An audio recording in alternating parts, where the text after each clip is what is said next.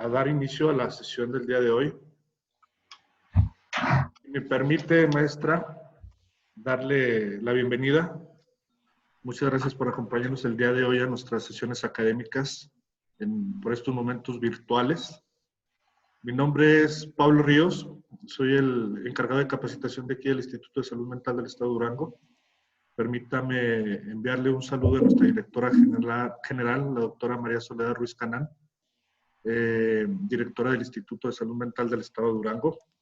Muchas gracias por acompañarnos el día de hoy, doctora. Si me permite, una pequeña reseña de su currículum y su carrera y su experiencia profesional. Nos acompaña el día de hoy la doctora Paola González Castro, psicoanalista. Ella es profesora titular de la Escuela de Psicología de la Universidad de Monterrey del 2014 a la fecha, supervisora de práctica clínica, dirección de tesis de pregrado y posgrado, investigadora. También cuenta con, desde 2014, con el desarrollo integral del movimiento AC, Centro de Tratamiento e Investigación de la Universidad UDEM, y psicoanalista en práctica privada. Su formación: realizó el doctorado en psicoanálisis en la Universidad de París, octavo, beca de excelencia por CONACYT y por el gobierno francés. Máster en psicoanálisis en la Universidad de París, octavo, y licenciatura en psicología de la Universidad de Monterrey. Y cuenta con la distinción como miembro del Sistema Nacional de Investigadores y cuenta con múltiples publicaciones a nivel nacional e internacional. El día de hoy la doctora Paola González nos viene a presentar el tema la relación materno-infantil como paradigma de investigación en psicología clínica. Doctora, bienvenida. Reciba un caluroso abrazo y saludo de nuestra directora general, la doctora María Soledad Ruiz Canán. Muchas gracias por acompañarnos y pues la plataforma es toda suya y esperamos su excelente ponencia, que yo creo que así va a ser. Muchas gracias por acompañarnos, doctora. Gracias a usted, Pablo Ríos, por esta amable presentación. Gracias. Igual usted al saludo del Instituto de Salud Mental de Durango, la doctora Ruiz. Le agradezco este espacio. Me parece son espacios bien valiosos en donde puede ser lo principal. Es la segunda vez que participo con ustedes y llevo siempre un recuerdo muy, muy lindo de estos eventos, así que bueno, gracias por esta segunda vuelta. Habíamos hablado sobre suicidio y así justamente, y ahora pues pensé que sería interesante pensar en la relación materno-infantil y lo que se desprende de la observación o del descubrimiento de esta relación. Más adelante vamos a ver por qué. Voy a presentarles un poquito cómo, ahí está, cómo he estructurado esta sesión. Para empezar, vamos a hablar sobre el descubrimiento de la relación materno-infantil. Después, cómo se han estudiado las interacciones materno-infantiles. Son básicamente tres momentos de estudio que vamos a tomar pues para hacer un breve repaso. Y finalmente, algunos abordajes clínicos de la relación materno-infantil. Y quisiera ser muy concisa para poder dejar un espacio al final sobre comentarios, discusiones, algo que podamos hacer una co-construcción. Entonces, voy a irme rápido porque me emocioné y creo que es muy extensa la presentación, pero voy a tratar de sintetizar. El punto de comienzo, o donde quisiera que empezáramos este recorrido, en esta historia que parece leyenda.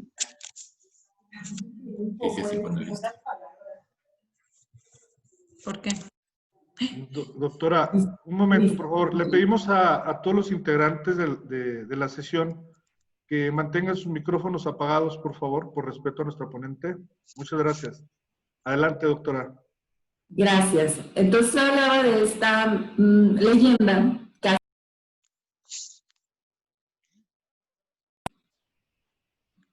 Listo, es que alguien me estaba silenciando, pero voy empezando, todavía no es hora de silenciarme. Esta leyenda, Federico II de Hohenstaufen. Este emperador tenía la ilusión de conocer cuál sería el lenguaje primario del hombre, es decir, qué lenguaje o qué lengua iban a hablar los niños que nunca habían estado sometidos a pues ningún tipo de lenguaje, es decir, que nunca habían escuchado hablar a nadie. Entonces él seleccionó una serie de niños huérfanos, pequeñitos, es decir, lactantes, y los puso en manos de cuidadores. La indicación que Federico II dio a estos cuidadores es que pues iban a se iban a esmerar mucho en su función materna con estos niños huérfanos, pero fue muy estricto en algo, tenía la orden de no hablarles. Tampoco no podían estos cuidadores hacer ningún gesto de expresión afectiva o ningún gesto de sorpresa, sino simplemente iban a ser cuidados con las mejores condiciones, pero sin ninguna interacción. El resultado de este experimento pues, no fue el descubrimiento de la lengua primaria, sino la muerte de todos estos infantes. Un segundo momento, que es tiempo después en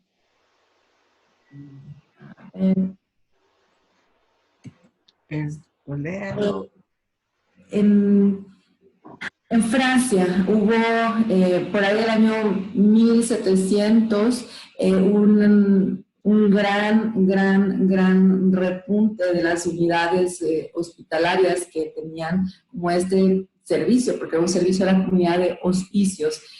La primera foto que ven es una caja, que es un torniquete, en donde las mujeres que deseaban hacer que sus hijos pues entregarlos a la asistencia pública, iban, los ponían y daban la vuelta al torniquete. Allí había una campana para hacer sonar esa campana después de dejar al niño y avisar que había un niño aquí y pues ellas se iban.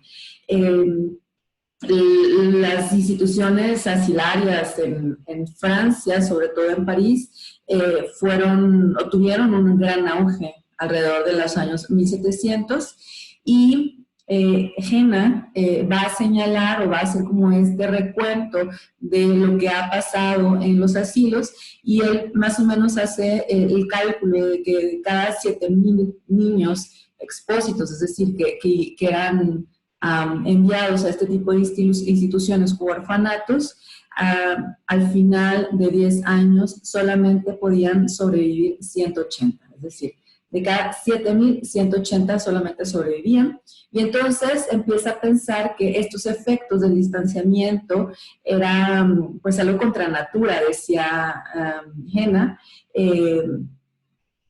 porque él empezó a pensar en el año 1798 que los más firmes vínculos, es decir, los vínculos filiales, han sido destruidos con estas instituciones.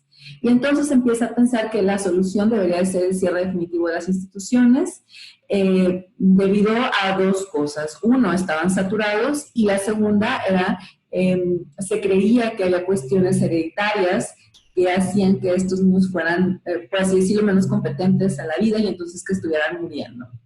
En el siglo XVIII, ya con los asilos a tope, se empieza a pensar en un nuevo modelo de asistencia a estos niños, y este nuevo modelo va a consistir en enviar a los niños a alguna familia o algún cuidador, normalmente fuera de la ciudad, en el campo, en donde pues las familias recibían cierto entrenamiento, sí, pero también reciben pues una compensación económica, y ellos se hacen cargo de estos mismos propósitos.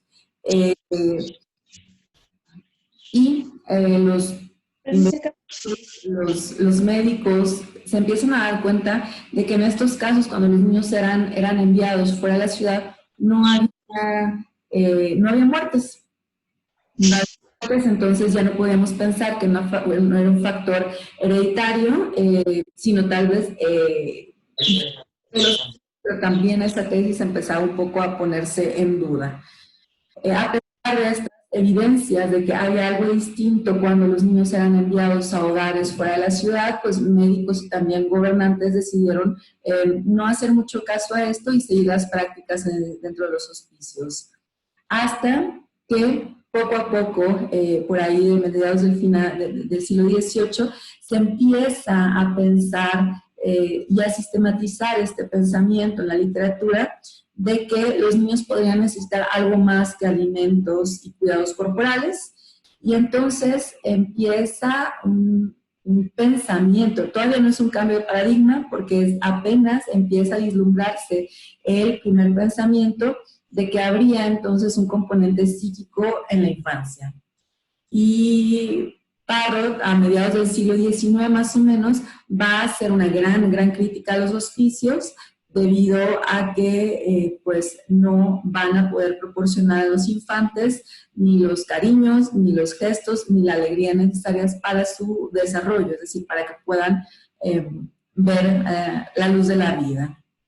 Un tercer momento, son los efectos de las guerras mundiales. Aquí tenemos la foto del gran René Spitz. Y antes de René Spitz, tenemos que regresar un poquito a la Primera Guerra Mundial.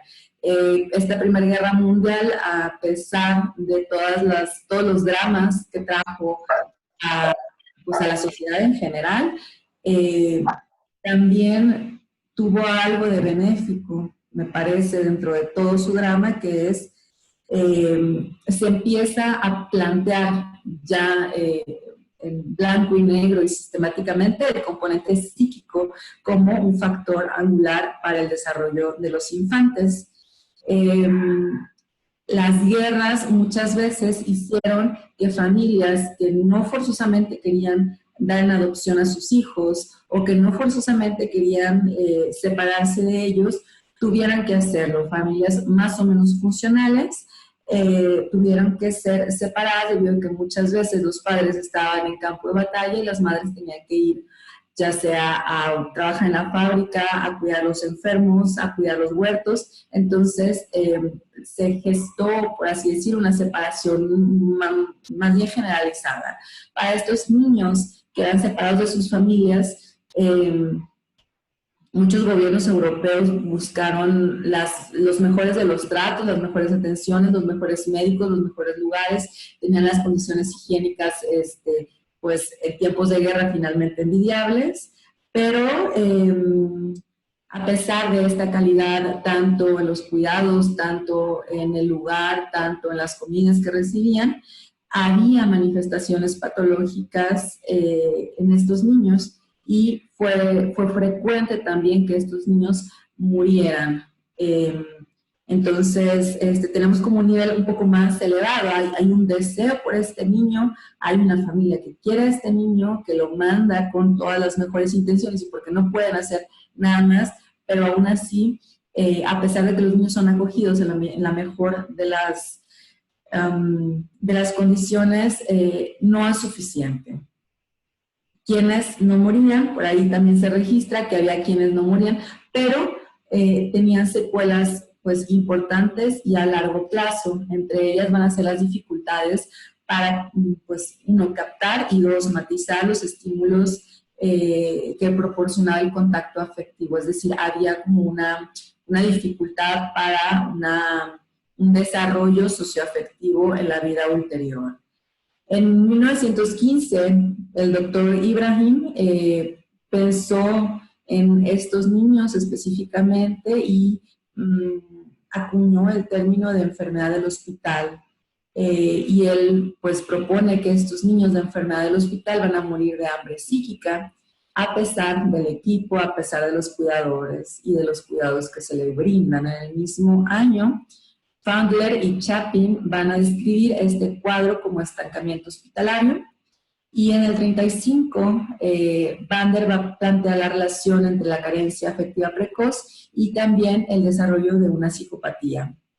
En el 38 Ribble va a escribir acerca de los recién nacidos que van a morir por falta de algún afecto materno, por así decirlo, y después Mahler va a estudiar todos estos correlatos interactivos que van a poder ser observables en las primeras fases del desarrollo infantil, en las fases más, por así decirlo, simbióticas desde un modelo postfreudiano, y estos son la separación y también la individuación, es decir, cómo un niño va construyéndose después de separarse de la figura materna.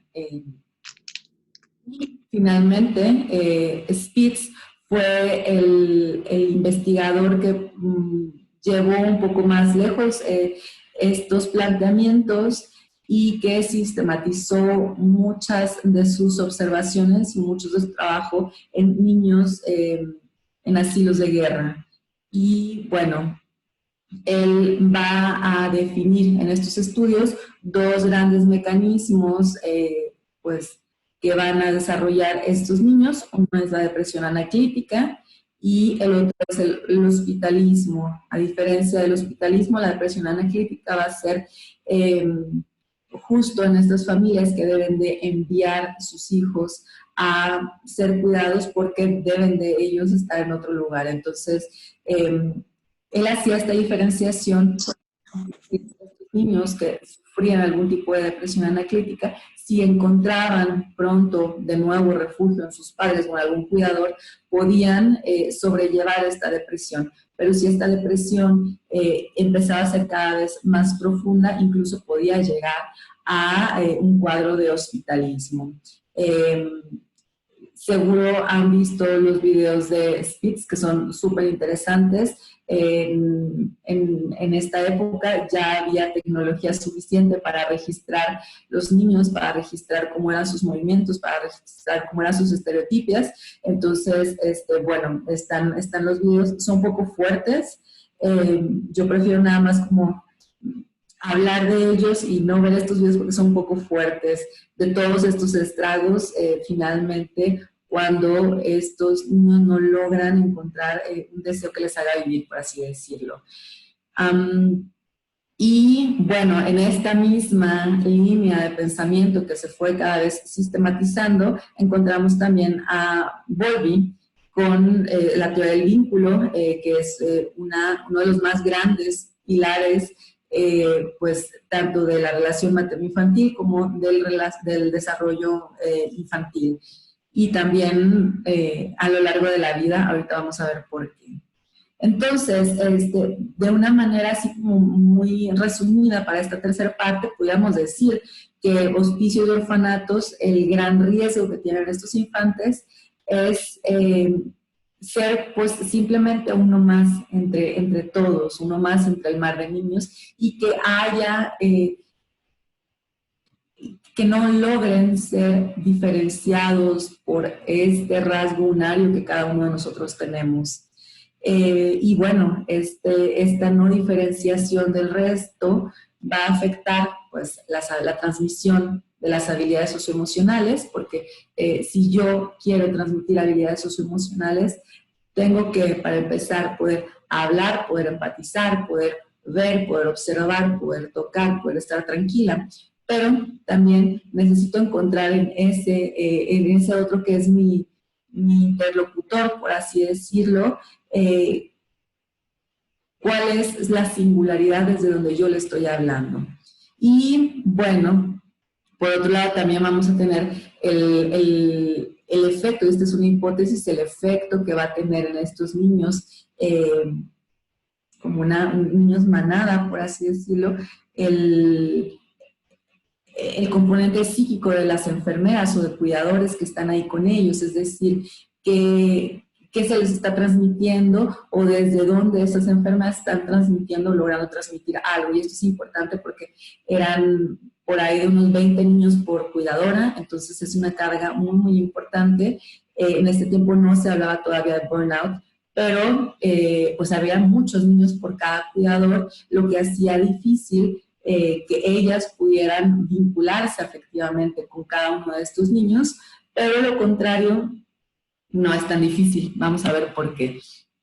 Este autor Stevens, en el 2002, va a proponer entonces que incluso en niños que tienen, o más bien en enfermeras que tienen a su cargo muchos niños, efectivamente ellas tal vez no pueden involucrarse de manera tan afectiva con todos, pero lo que se encuentra es que los niños sí van a buscar involucrarse, no con todas las cuidadoras, casi siempre van a tener una mujer o una cuidadora o un cuidador o un profesor o alguien, una figura a la cual va a ser como una figura de referencia, por así decirlo.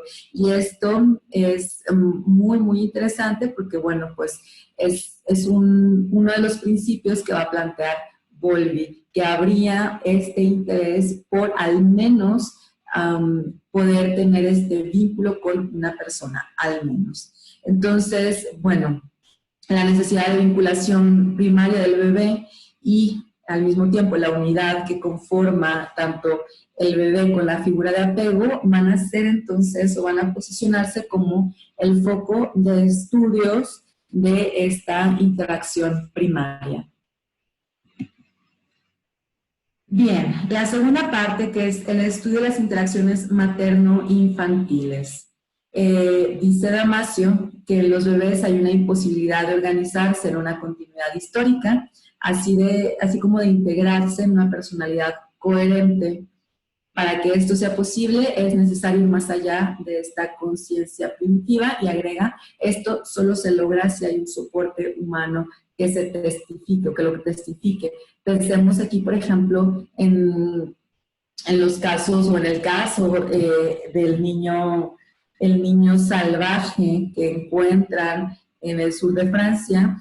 Es un niño que ha crecido en la naturaleza al estilo de ¿cómo se llama esta caricatura? Bueno, no recuerdo. Un niño que se encuentra en la naturaleza al cual va a ser imposible enseñarle el lenguaje humano, imposible enseñarle las capacidades socioculturales, socioafectivas que se tienen en la sociedad, y no sé, todavía no encuentra la manera en la que este niño logra sobrevivir tanto tiempo solo en la naturaleza.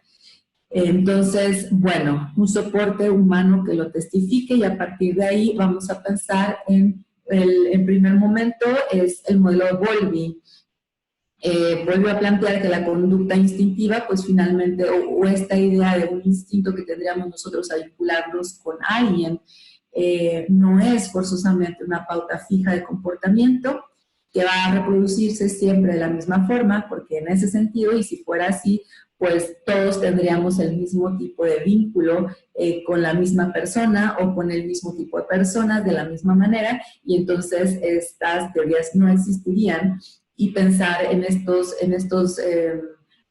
modelos pues tampoco valdría la pena. Pero finalmente lo que dice Bowlby es que no somos instintualmente fijos, sino que hay una corrección de objetivos en función de la retroalimentación. Es decir, los niños van a ir corrigiendo los objetivos de conducta instintiva en función de cómo se les vaya respondiendo, y esta conducta de búsqueda de un cierto vínculo va a adaptarse y va a modificarse también debido a las condiciones ambientales, que ya vimos cómo pasa en los peores de los casos, por así decirlo. Volvió a proponer un modelo en el que van a interactuar finalmente 4 sistemas de conductas relacionadas entre sí. Uno es el sistema de conductas de apego, el sistema de exploración, el sistema de miedo a los extraños y el sistema afiliativo. El sistema de conductas de apego van a ser todas las conductas que van a estar más bien encaminadas o enfocadas a mantener cierta proximidad con el otro. Bueno, con el otro, sí, pero con el otro que sea una figura de apego. No sé, pensemos en el llanto, en la sonrisa, en la llamada, en el berrinche incluso, en los contactos táctiles, en los abrazos, en las miradas. Son estas conductas que normalmente, esto es importante aclararlo, que los procesos de apego no están activados siempre, que más bien se activan cuando va a aumentar la distancia de la figura de apego, o bien en condiciones amenazantes, que van a tratar entonces a partir de este sistema de conductas de apego, volver a una cierta proximidad del cuidador principal o de la figura de apego. Entonces, este son el sistema de conductas de apego. En un segundo momento está el sistema de exploración. Y este sistema de exploración es la capacidad que van a tener los infantes de, a partir del sistema de conductas de apego, ir a explorar el mundo. Bueno, el mundo no, porque son todavía muy pequeños, pero al menos su mundo. Ir a explorar el ambiente en el que se encuentran, ir a explorar en el parque, ir a explorar en el lugar en donde estén interactuando. Y esto es importante porque finalmente es necesario que un sistema de conductas de apego esté, pues, fuertemente establecido, o establecido al menos, para que el niño sea capaz de después ir a explorar. Es como un ancla al mundo, pues sí, un poco al mundo seguro, a partir del cual el niño va a empezar a explorar. Finalmente, no. En tercer lugar, el sistema de miedo a los extraños va a ser... Aquí estoy. Perdón. El sistema de miedo a los extraños es un sistema en el cual, por ejemplo, vemos muchas veces frente a niños que han crecido con cierta negligencia. Vemos que este tipo de niños no tienen miedo a los extraños, cuando lo ideal, o al menos en el pensamiento de Bowlby, es que el apego y la exploración van a ir un poco en contra o más bien van a aumentar el miedo a los extraños, porque se supondría que un niño no debería o no tendría por qué estar haciendo vínculos con cualquier persona. Y realmente el sistema afiliativo, que va a ser el interés que muestran los niños, no solo a otras personas de la especie humana, para poder, pues, mantener proximidad, pero también interactuar con otros sujetos, sino también con otras personas que no han establecido vínculos afectivos. Es decir, la capacidad que van a tener los niños para empezar después a vincularse con otros adultos, con otros niños, incluso podríamos pensar con otras especies. A partir de estos modelos, Bowlby va a proponer, a partir de estos modelos, Ainsworth va a proponer estudios para, pues, ir un poco a verificar cómo serían entonces estos sistemas de conducta de apego. Ella hace un experimento bien interesante que supongo que muchos de ustedes ya conocen, que es la situación del extraño. Ella, dentro de este sistema de conductas de apego que plantea Bowlby, va un poco a desmenuzar cuáles serían estos sistemas de conductas de apego, para poder plantear que habría entonces, según sus investigaciones, un apego seguro, un apego inseguro evitativo, un apego inseguro ambivalente, y años más tarde se agrega un tipo de apego desorganizado. Vamos a ver si este video tal vez sería interesante verlo. Si logro transmitir el audio.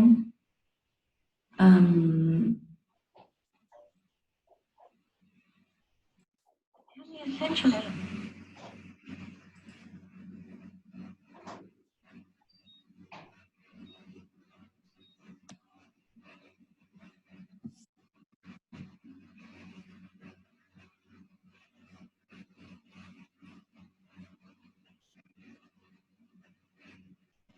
Creo que no se escucha, al menos yo no lo escucho. No se escucha. Pero la idea de este experimento de la situación del extraño es que una madre y un bebé van a estar en una habitación nueva para el bebé, pero pues el bebé va a estar al lado de su cuidadora principal. Y va a haber varios momentos en esta situación. El primer momento es en donde van a estar jugando juntos con juguetes dentro de un entorno nuevo. la idea de este primer momento es poder entender esto que acabamos de decir del sistema de exploración. El sistema de exploración que al menos para esta niña o niño es posible gracias a que la mamá está ahí. El segundo momento es cuando algún extraño llega a la habitación.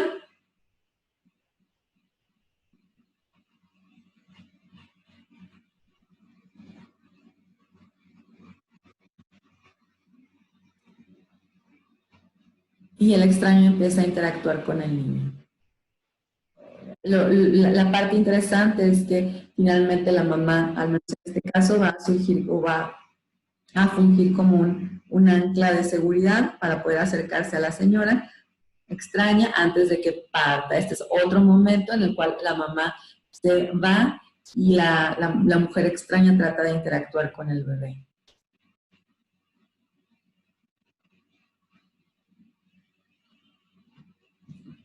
Otro momento, la madre regresa, la extraña se aleja y la idea de Ainsworth también era ver cómo va a ser este nuevo o este reencuentro entre la madre y su hijo.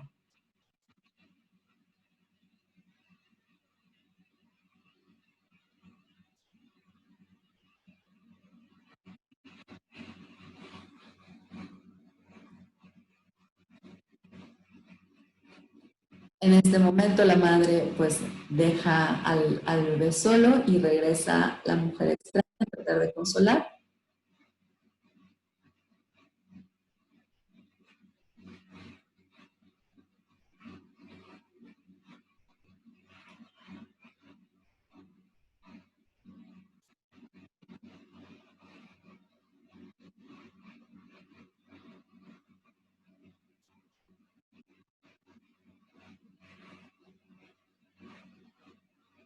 Y finalmente el reencuentro.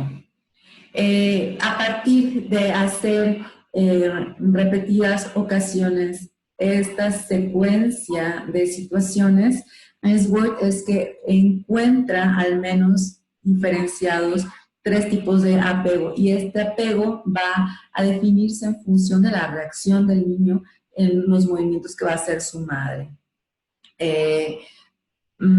Ella encontró dentro de estas investigaciones que los niños que habían desarrollado un apego seguro van a mostrarse más bien contentos cuando exploraban en presencia de la madre, y que los niños de apego inseguro pues van a ser más frecuentemente, van a llorar más frecuentemente, incluso cuando están en los brazos de las madres.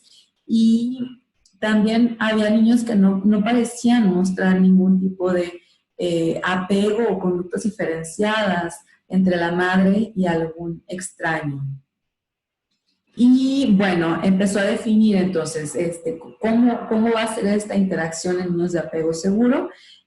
Para empezar, los niños van a servirse, la madre es un objeto, por así decirlo, del cual el niño se sirve para poder explorar el mundo. Normalmente se encuentra o ella encuentra que son madres que más o menos responden a las llamadas del bebé y que se encuentran también, digo, más o menos disponibles cuando los hijos los necesitan. Digo más o menos porque no estoy segura que una madre pueda responder siempre a todas las necesidades y a todos los llamados, pero pues un más o menos me parece más justo.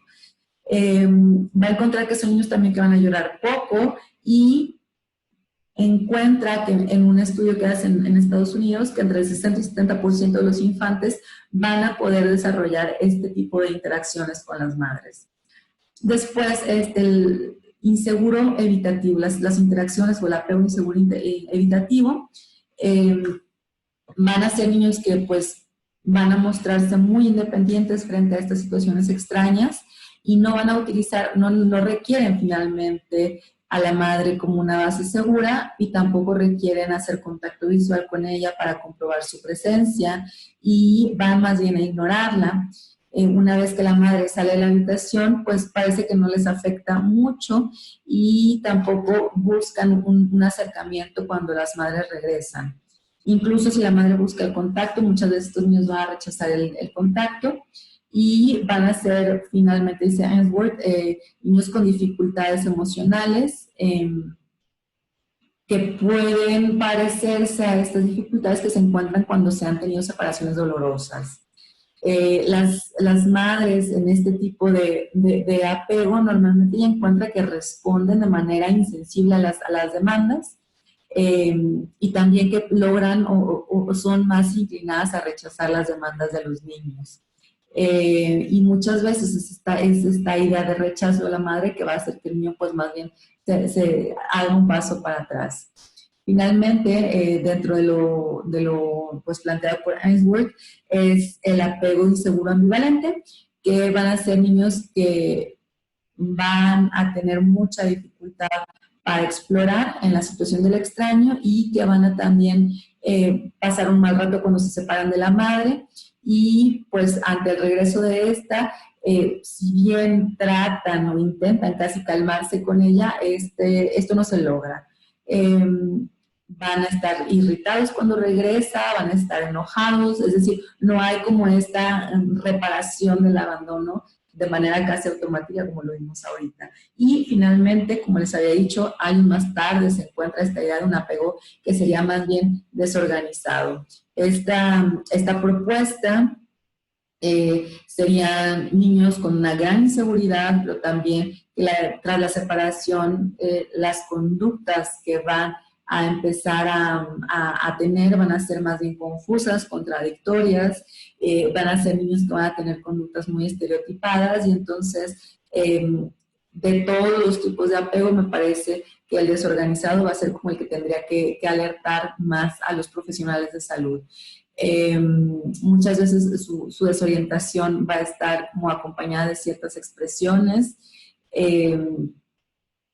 y de expresiones también corporales como muy rígidas o como lo decía, pues muy estereotipadas. Finalmente, en esta idea de Bowlby, pues él también propone un modelo interno activo o un modelo de representacional, que van a ser básicamente estas representaciones que los niños tienen, niños y adultos tenemos de nosotros mismos en relación a los otros. A partir de estos modelos de representaciones internas vamos a poder percibir e interpretar acciones de los demás y también vamos a poder dirigir nuestras conductas. Y entonces, pues también de la misma manera vamos a poder tener como ¿cómo se llama? Estos restos de la cuestión, de las cuestiones vinculares y las cuestiones de apego a lo largo de la vida, gracias a este modelo interno activo o modelo representacional, que es como lo que va a quedar de esto que nosotros nos decimos que somos en función de cómo nos han respondido, en función de cómo nos han hablado, en función de cómo nos han mirado. Y en este sentido, Bowlby va a clasificar las respuestas de los cuidadores en la infancia en 3 tipos.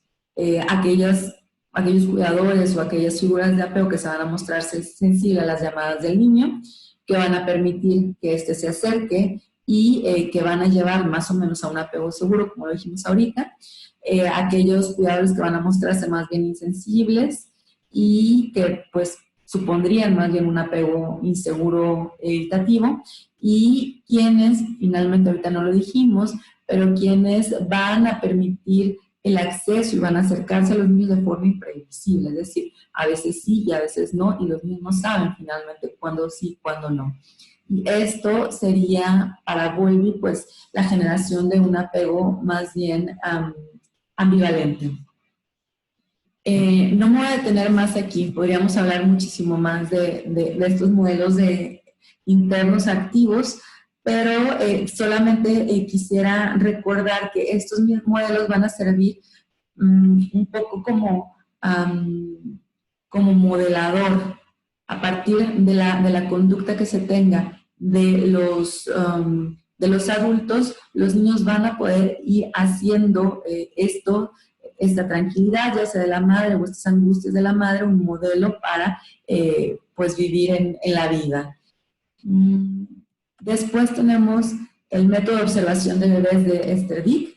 Este método también es una cuestión súper interesante.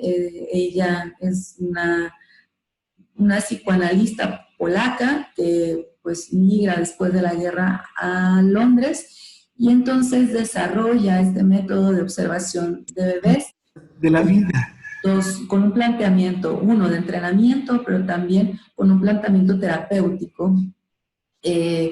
Una terapéutica bien interesante porque ella dice, a partir de las observaciones que se hacen de los bebés, si bien la función del observador no es la de curar de ninguna manera, el hecho de que alguien esté durante los primeros 2 años de vida de un infante acompañando semanalmente a la misma hora a la familia, sirve un poco o da alguna entrada de pensar al bebé diferente, y entonces son métodos que, si bien no son de intervención, funcionan como un modelo de intervención, por así decirlo, de lado.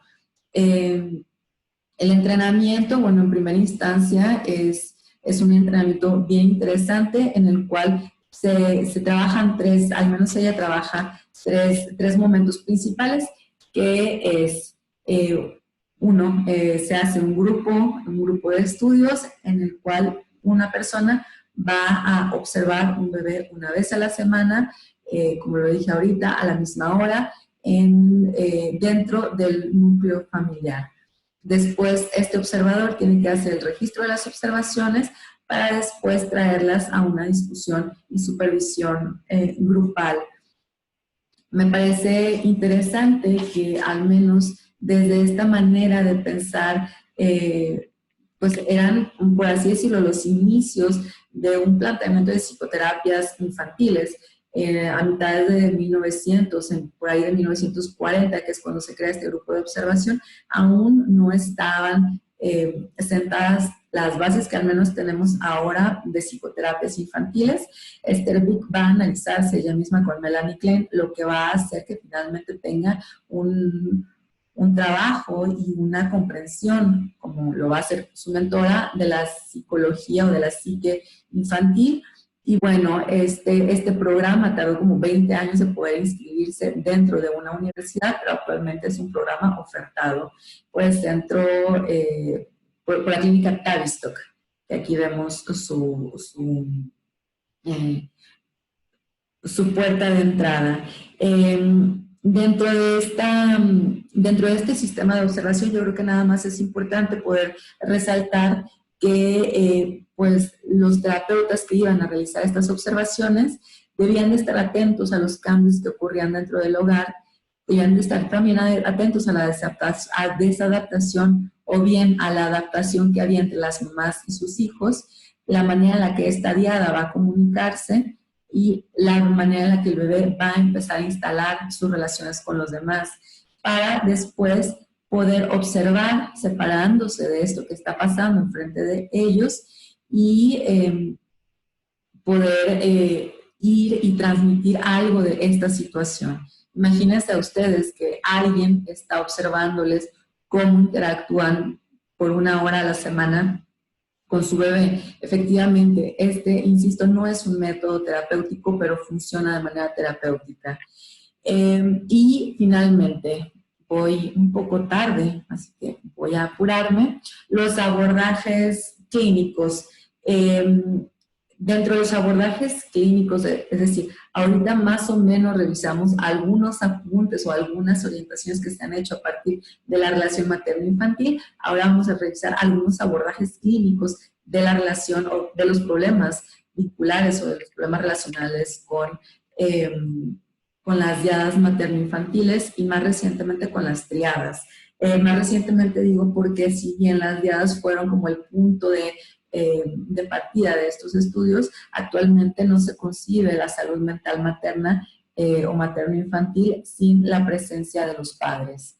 Entonces, en un primer momento tenemos la clínica psiquiátrica del bebé, en donde finalmente, no sé, puse esta imagen del libro de Julián de Julia Guerra, es un gran psiquiatra, uno de los primeros psiquiatras, y que finalmente desde aquí, desde la patología del niño incluso, tendríamos que pensar en una diada comunidad de observación, es decir, un poco lo que decía Winnicott, que un niño no está solo nunca. A partir de las interacciones diáricas se podrían analizar los fenómenos patológicos de los niños y también vamos a tener que estar conscientes de que en estas situaciones el rol de los síntomas y el significado de los síntomas pues van a estar interdependientes o interrelacionados con el funcionamiento psíquico de la madre y podríamos agregar aquí del padre. Es de la psiquiatría del bebé, la psiquiatría va a demandar cierta transdisciplinaridad también y es necesario conocer el desarrollo infantil y conocer el punto en el que la patología infantil comienza para poder entender mejor esta. En un segundo momento, porque no nos podemos detener ya mucho, va a estar la clínica psiquiátrica, perdón, esta es continuación de lo primero. Les decía ahorita de Winnicott, que finalmente él dice un bebé no puede existir solo, sino que es esencialmente parte de una relación. Si vemos un bebé, vemos la previsión ambiental y detrás de ella vemos a la madre. Este estudio, si lo presento aquí, ahí está la referencia y quien necesite más información se la puede enviar o le puede enviar el estudio. Me parece bien interesante porque a partir de este estudio que hacen Tissot y compañía, ellos van a estudiar 75 diadas mamá-bebé y cuyos principales síntomas eran desórdenes del sueño, síntomas de los bebés, desórdenes de la alimentación, desórdenes del comportamiento y problemas de interacción. Ellos hacen una evaluación preintervención, asignan aleatoriamente un tipo de tratamiento. Ellos van a hacer para este diseño, por eso lo estoy presentando aquí, dos tipos de tratamiento. El primero es la psicoterapia psicoanalítica o una guía de interacción, es el segundo tratamiento. Ahorita vamos a hablar de qué tratan cada una de estas, pero por eso están aquí. Ellos finalmente proponen para cada una de estas guías un tratamiento breve y van a hacer una evaluación post-intervención en este estudio, que es un estudio bien interesante, del cual se han desprendido muchas publicaciones. Entonces, ellos lo que van a proponer en este estudio va a ser que finalmente van a desarrollar más bien un modelo de psicoterapia mamá-bebé que se va a desarrollar en 10 sesiones y va a dirigirse a bebés entre los 10 y los 15 y los 30 meses, cuyo desarrollo se encuentra pues más o menos cercano a la norma y que puede ser entendido dentro del espectro de los trastornos relacionales precoces. En este sentido, ellos proponen que para poder hacer una psicoterapia mamá, papá, bebé, los padres deberían de tener capacidades reflexivas y capacidades de construir una teoría sobre el síntoma del bebé con una mirada a la introspección más que una mirada proyectiva. Es decir, en lugar de yo proyectar mis miedos, mis angustias sobre el bebé, debería de tener más bien una mirada de introspección, a ver qué de lo mío hay en esta situación difícil.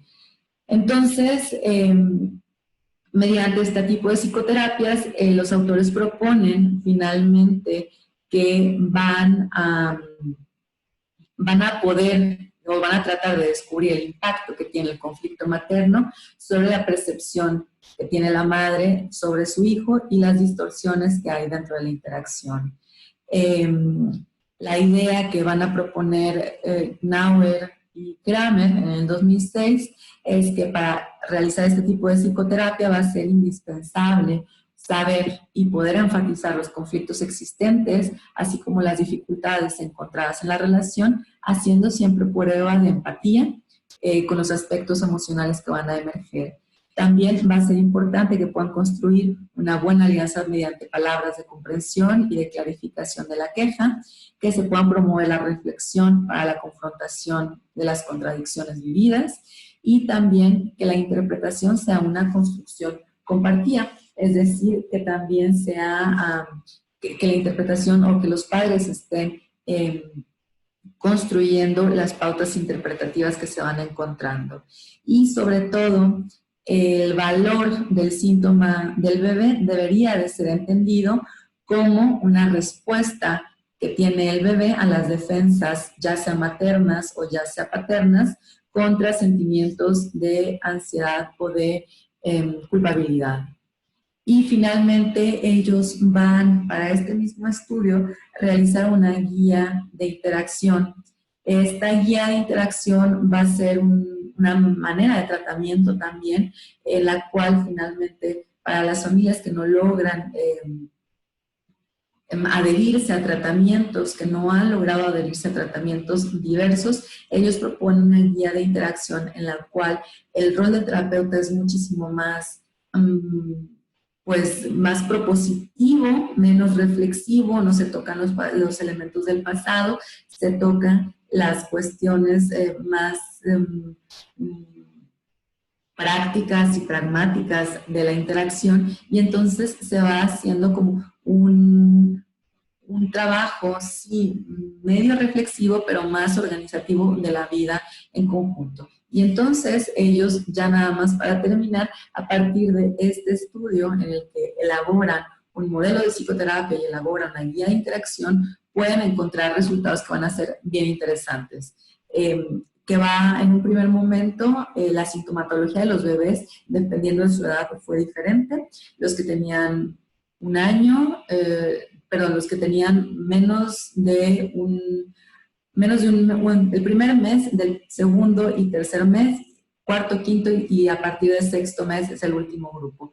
Así, el primer mes, los trastornos más siguientes serán el sueño, del segundo al sexto mes van a ser los trastornos alimentarios y a partir del sexto mes se encuentran más bien trastornos digestivos.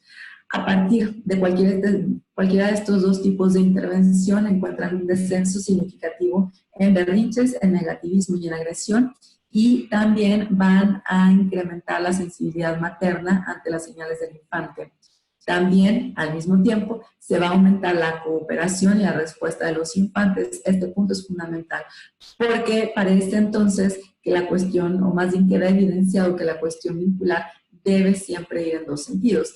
El bebé tiene ahí toda su palabra y toda su cooperación y respuesta que deberíamos de poner pues siempre al centro de estas intervenciones. Finalmente encuentran que para la madre hay un aumento de autoestima y también hay un aumento en esto que se llama la reflexión sobre sus capacidades, es decir, el afecto en su experiencia como madre y que ellas puedan tener una mejor experiencia como madres, va a hacer que las sintomatologías de los bebés desciendan. Y otra cosa interesante en este estudio es que finalmente no hay una diferencia significativa en el número de tratamiento, entre el tratamiento, solo la diferencia más significativa va a ser en el número de sesiones. Y bueno, creo que es todo y no sé si podríamos pasar a algunas preguntas. Perdón, tuve que correr al final. No hay problema, doctora. Nada más si me ayudas a dejar de compartir la presentación para que nos aparezca todo el panel de invitados. El chat. A ver si podríamos tener alguna pregunta. Sí. Ok, mira, ahí ya te ayudé yo, doctora. Bueno, abrimos el espacio para preguntas y comentarios. Yo solamente, para iniciar y para abrir el panel de preguntas, solamente yo podría decir que yo tuve un apego positivo, doctora. En base a lo que nos explicaste, definitivamente el apego que yo tuve fue positivo con mis padres. Así es de que, pues bueno, abrimos el espacio para preguntas. A la doctora, alguien que desee hacer alguna pregunta puede abrir su micrófono. No estoy escuchando. ¿No estás escuchando, doctora? A ver, denme un segundo porque tengo problemas con mi audio.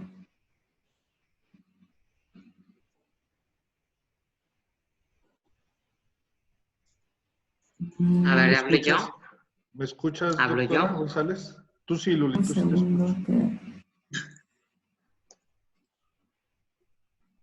Si le subes al volumen, doctora Creo que ya. González. ¿Ya me escuchas?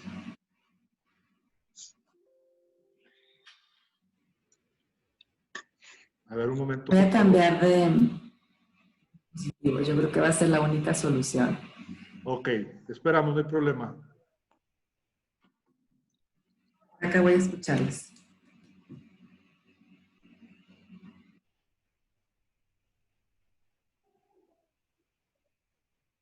¿Listo? ¿Listo, No sé doctora? si... ¿Nos ¿Ya? escuchas? ¿Ahora sí nos escuchas, Sí, doctora? sí.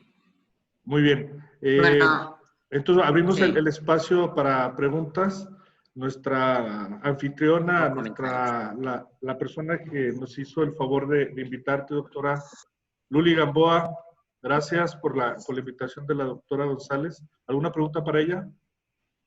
No, yo más que agradecerle a Paola la disposición, ya el año pasado lo habíamos tenido también por estas fechas, y bueno, reconocerle también todo su bagaje académico y todo, en, además me imagino que todo lo teórico ahorita lo está aplicando con sus hijos. Yo también, además, hacer un comentario extra. Hay una serie en Netflix sobre bebés. No sé si ya la han revisado. Está muy interesante porque son investigaciones con bebés en diferentes etapas y de diferentes, también como etapas del desarrollo y lo que han estado haciendo. Está muy interesante, digo, porque es como, son investigaciones muy serias, algunas son con franceses, otras con americanos, pero bueno, esa es mi aportación y muchas gracias, Paola, que no sea la última. Esperemos que no. Muchas gracias por la invitación. De Saludos, hecho, un abrazo. doctora, le envía un saludo y una admiración el doctor Gabriel Molotla de León, que es nuestro director de Desarrollo Institucional, que muchas gracias por su participación y que esperamos pronto volver a verla y que nos pueda acompañar. Con todo gusto. Muchas gracias por la invitación y saludos al doctor Morota. Gracias. ¿Alguien más que quiera hacerle alguna pregunta o algún comentario? Doctor Osiris. Buenos días. Doctor ¿Qué Osiris. tal, doctora Paola? Pues felicitarla. Creo que es una exposición que sobre todo abre mucho a la posibilidad en nuestro medio de tratar de abrirnos a toda esta teoría del apego.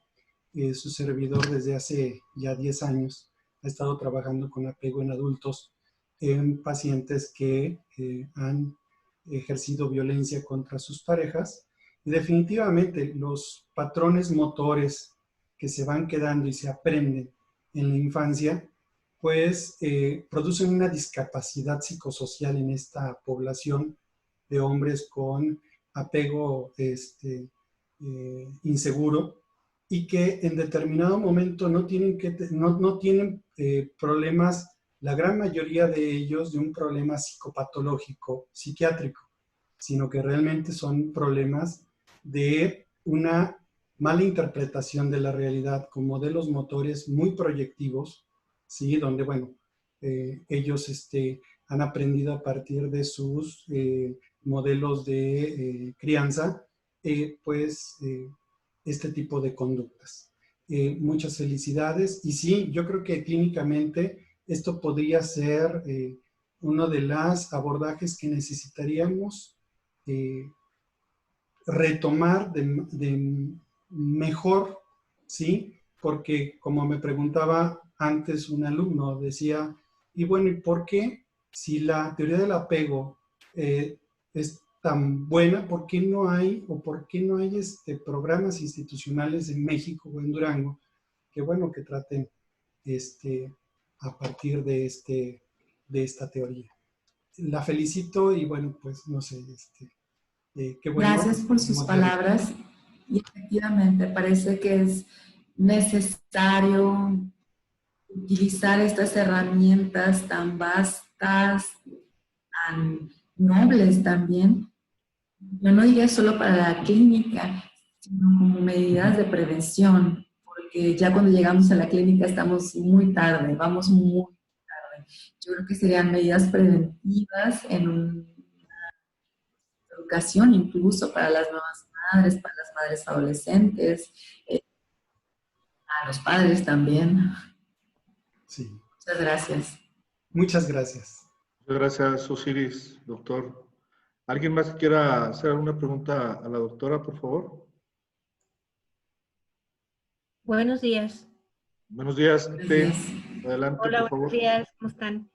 Se ha hablado mucho del papel de la madre, este asunto del apego, y me gustaría preguntar, ¿se han hecho observaciones en relación con el padre y de qué manera influye la relación paterna? Así en la mente ahorita no tengo observaciones con el padre, pero seguramente que la pregunta está enfocada más a la interacción. Finalmente, la psiquiatría perinatal va a ser como lo que va a venir que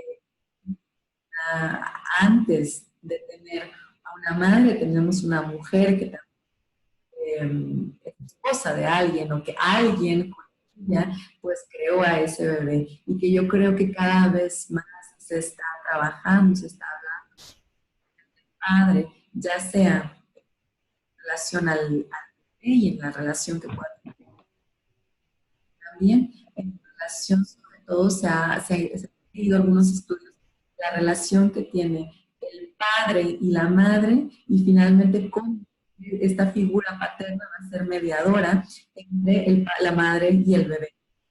Un poco más, el mediador entre la relación materno. Se entrecorta el audio. Se entrecorta el audio, sí. Corta el audio. Creo que puedo hacer. Si se acerca, se escucha mejor. Se acercó a la computadora y se escuchó mejor. Ok, me voy a acercar un poquito más entonces. Lo que le decía es que no tengo registro, yo al menos ahorita en mi cabeza, de estudios que estén enfocados hacia las interacciones vinculares entre el padre y la madre, pero más bien enfocados como el papel mediador del padre entre la interacción materno-infantil. Como que haya un padre ahí disponible, más que nada para la madre, puede ser un promotor de. Bueno, muchísimas gracias, doctora. Gracias a usted, Esther. Gracias, Tete. Doctor Roberto Cárdenas, ¿está con nosotros? Sí, Pablo, buenos días. Doctora, el doctor Roberto Cárdenas es el director de Normatividad y Atención Clínica del Instituto de Salud Mental de Durango. Doctora, adelante, por favor. La verdad, solamente un comentario. Brillante la participación. Doctora, muchísimas gracias. Solamente me resta decir que ojalá que pueda acompañarnos en otras sesiones posteriormente. Muchísimas gracias. Buen día a todos. Gracias, doctor. Cuando me inviten, aquí estaré. Gracias, gracias. Muy bien. ¿Algún otro comentario por parte de nuestro auditorio? Bueno, pues si no es así, doctora Paola, muchas gracias por tu excelente plática, tu excelente ponencia. Seguimos en nuestras tendencias en psicoanálisis, por decirlo así de alguna manera, y hay que seguir aprendiendo y seguir con nuestra principal herramienta de nosotros los psicólogos, ¿no? La observación, que es la que nos guía y nos hace sacar muchos y tener muchos resultados de todo este tipo de trabajo.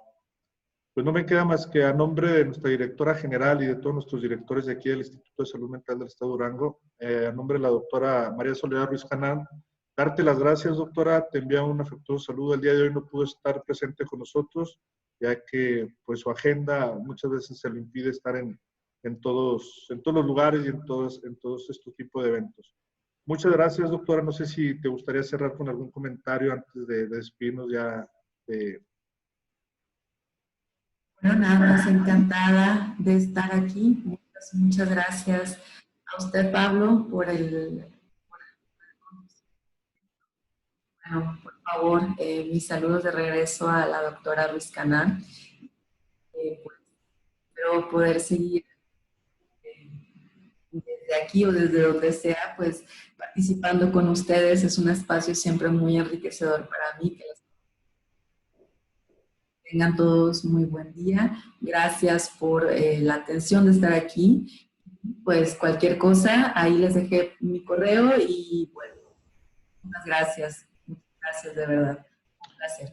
Muchas gracias, doctora. De verdad, un placer que hayas estado nuevamente con nosotros. Luli, no sé si quieres comentar algo. No, muchas gracias. Muchas Okay. gracias. Gracias. Bueno, pues muchas gracias a todos por estar presentes con nosotros. Les recordamos nuestras sesiones académicas virtuales todos los jueves, 9 de la mañana. Los esperamos en las páginas de redes sociales del ISMED. Estarán programadas nuestros carteles.